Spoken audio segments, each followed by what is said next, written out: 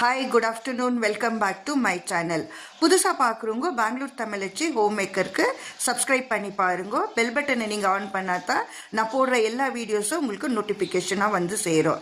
இன்றைக்கி காடை கிரேவி தான் செஞ்சுக்கிறது ஆஃப்டர்நூன் லஞ்சுக்கு. தக்காளி நல்லாவே வதங்கி வரணுமா இருக்குது. இப்போ ஸ்டவ் ஆஃப் பண்ணிவிட்டு நல்லா சில்லுன்னு ஆகிட்ட பிறகு மிக்சி ஜாரில் நல்லா நைஸாகவே அரைச்சிக்கணுமா இருக்குது. இப்போ நைஸாக நான் அரைச்சின்னு வந்துடுறேன். சில்லுன்னு ஆகிட்ட பிறகு அதே பேனில் ஒரு 2லேருந்து 3 டேபிள் ஸ்பூனு எண்ணெய் ஊற்றிக்கலாம். எண்ணெய் கொஞ்சம் அதிகமாக இருந்துச்சுன்னா இந்த கிரேவிக்கு நல்லா இருக்கும். இப்போ பாருங்கள், நான் மசாலா நல்லா நைஸாகவே அரைச்சின்னு வந்தாச்சு. இப்போ எண்ணெய் நல்லா காஞ்சிட்ட பிறகு இந்த மசாலாவை சேர்த்துக்கிறேன்.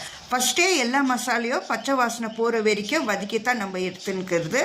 அதனால ரொம்பவே வதக்க தேவையில்லை இந்த மசாலா. இப்போ பாருங்கள், கெட்டியாகவே இருக்குது. இது கூடவே நான் இன்னும் கொஞ்சம் தண்ணி சேர்த்துக்கிறேன். எவ்வளோ பேருக்கு காடை பிடிக்கும்ன்ட்டு எனக்கு கமெண்ட் பண்ணுங்க. இதே கிரேவியில் சிக்கனும் சேர்த்துக்கலாம். நீங்கள் அது சிக்கன் கிரேவி ஆகிடும். இல்லை உங்களுக்கு சிக்கன் வேண்டான்னா கூட முட்டை பாயில் பண்ணியிருந்து கூட சேர்த்துக்கலாம். நல்லா டேஸ்டியாகவே இருக்கும். என்னென்ன மசாலா போட்டுக்கிறேன், எவ்வளோ அளவுன்ட்டு நான் ஃபுல் டீட்டெயிலாகவே என்னோட சேனலில் அப்லோட் பண்ணிக்கிறேன்.